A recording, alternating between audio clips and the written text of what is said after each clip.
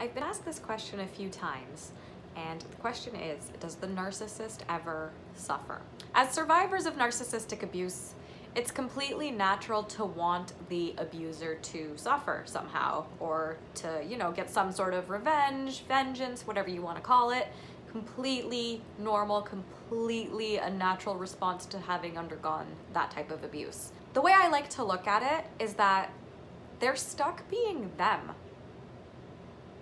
Ew. A true narcissist will never, ever admit they're wrong. First of all, they're the right fighters.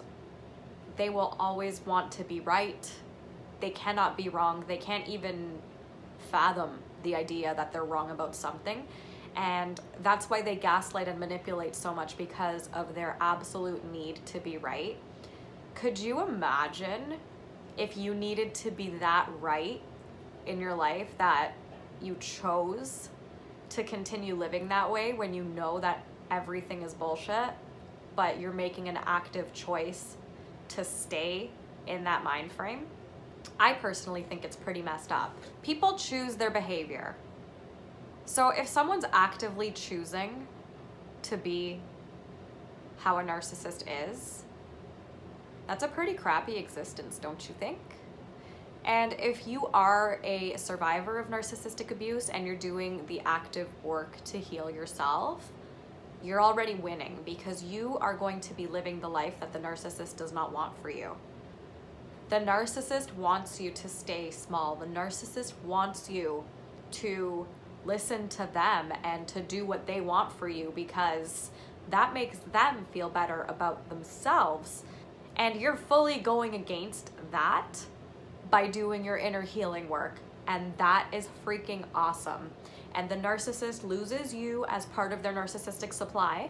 As they continue inflicting this type of abuse on other people, recruiting new victims, those people eventually will wake up and they'll lose that supply too. So imagine, they're just always constantly in this state of trying to find somebody to put up with their crap, because they refuse to change themselves.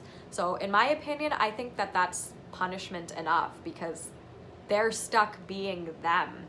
Even if it doesn't look like they're suffering, it has to be a really lonely, crappy existence to not have any genuine, real connections with people, not have genuine friendships, not have genuine human-to-human interaction, because all they're doing is looking out for themselves and looking out for their narcissistic supply that they're expecting the other person to give to them.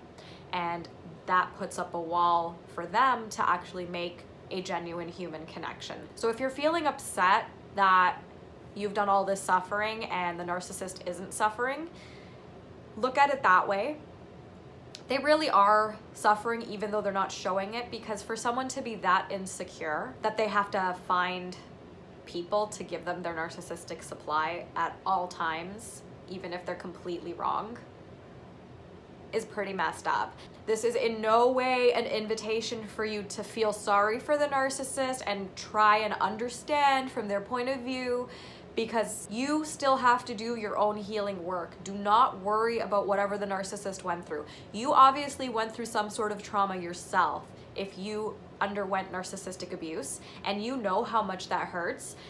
And you would never even dream of putting somebody else through that on purpose. So that is the difference. So there's no reason to feel sorry for a narcissist by knowing how insecure and how pretty miserable of a life that they lead.